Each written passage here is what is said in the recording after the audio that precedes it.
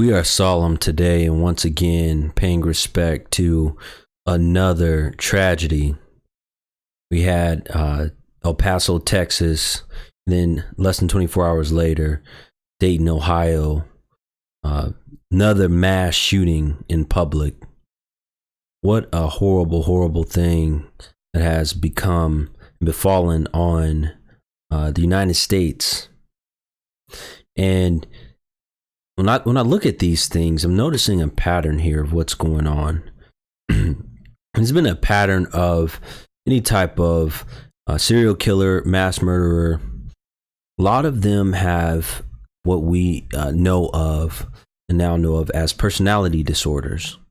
And that's why scientists and psychologists and psychiatric persons have studied these people to help understand better what their personality actually was. And our personalities are that distinctive set of traits that make up who we are.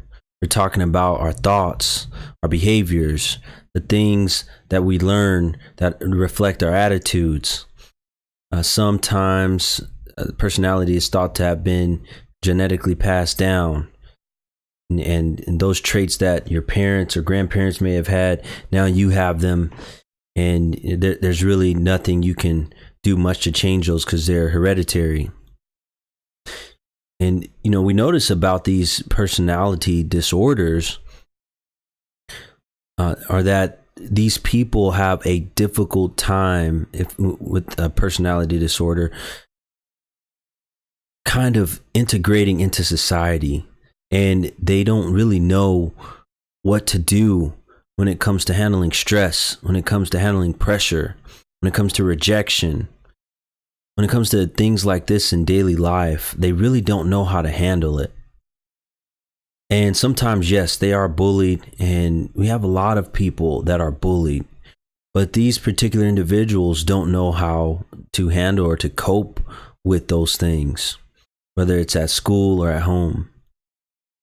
And I contend that most of these individuals had some type of start early in life in which there were some extreme or some stressful or some type of event that caused them to have a personality disorder at the home place, or sometimes at school, some place that maybe they frequented. They suffered an injury to their personality, to their conscience.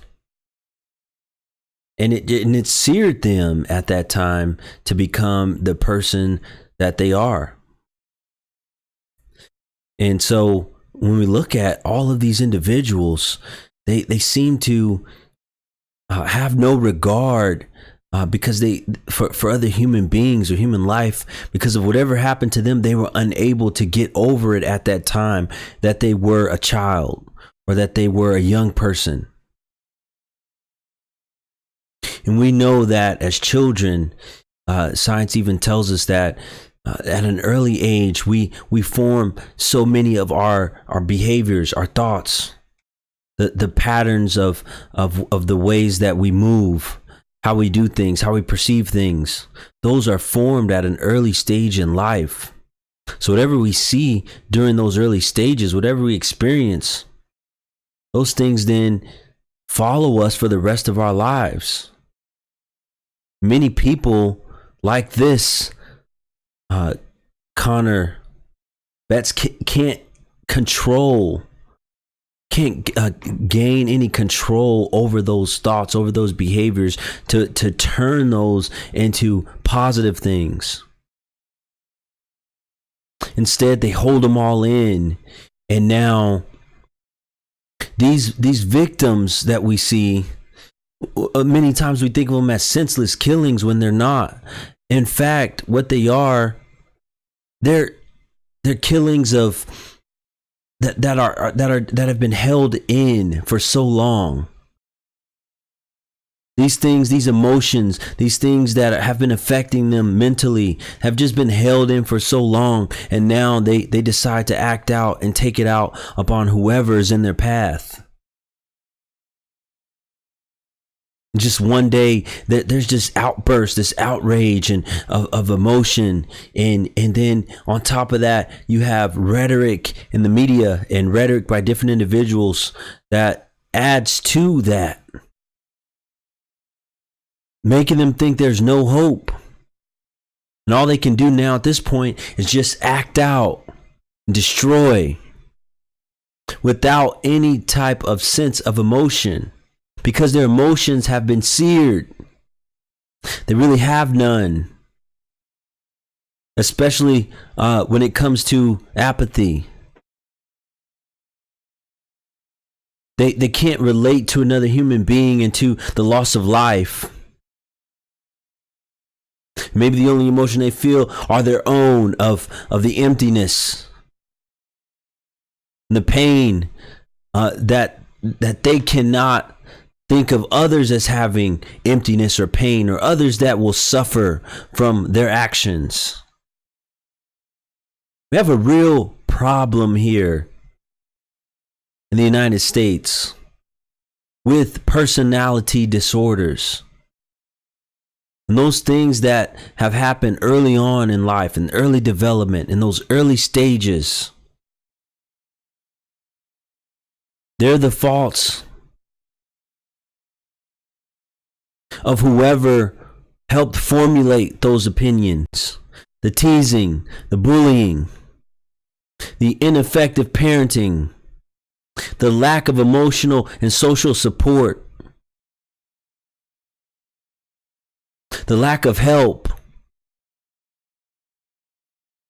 Those things many times lead to such tragedies.